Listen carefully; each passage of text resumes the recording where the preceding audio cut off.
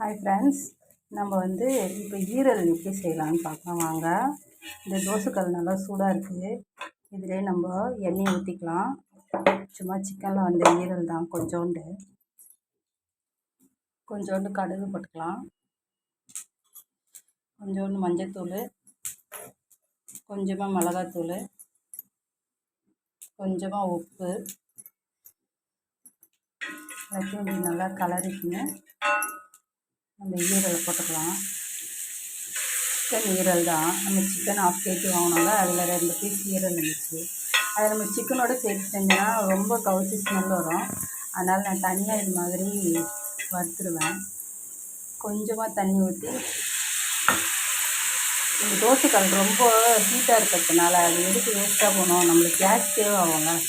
அதுக்காக தான்.